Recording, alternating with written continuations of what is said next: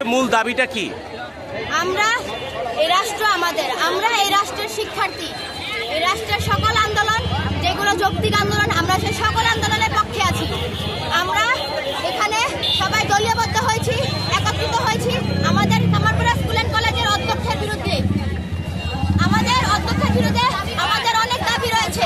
আমরা নানা বৈষম্যর শিকার। আমরা স্কুলে আমাদের নৈতিক দাবিগুলো পাই না। আমাদের টিচাররা আমাদের সাথে দুর্ব্যবহার করেন, যারা ওনাদের পক্ষে আছেন। আমাদের স্কুলে রাজনৈতিক কর্মকাণ্ড চলে।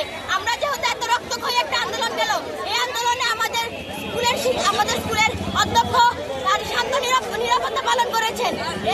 তার কোনো জোরালো দাবি জানান নাই। এতে বোঝা যায় তিনিও স্বৈরাচারীদের পক্ষে, তিনি আমাদের শিক্ষার্থীদের পক্ষে নয়। আর আমাদের স্কুলে অনেক অনৈতিক কাজ হয়ে থাকে, ওনার বিরুদ্ধে অনেক অভিযোগ আছে। আপনারা যদি চান, আপনারা আমাদের স্কুলে যান, সেখানে গিয়ে আপনারা সবাই তদন্ত করতে পারেন। আমাদের কাছে আমাদের যৌক্তিক দাবিতে আমরা নেমেছি, আমরা কোনো অযৌক্তিক দাবিতে নামিনি। আমাদের অনেক বৈষম্য থেকে, আমরা অনেক দাবি থেকে আমাদেরকে বঞ্চিত করা হয়। আমরা কাল হতে এখানে রাজপথে নেমেছি, আমরা রাস্তায় নেমেছি। কালকে সারাদিন আন্দোলন করেছি, সে আসেনি।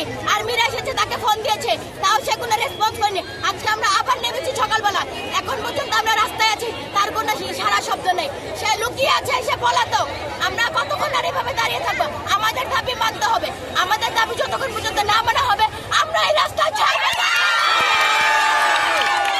বৈষম্য বিরোধী ছাত্র আন্দোলনের সাথে কি আপনারা যুক্ত ছিলেন? ভূমিকা পালন করতে হয়েছে।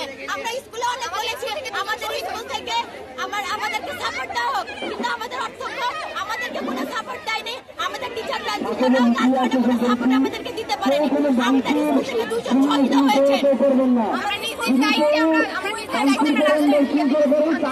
আমরা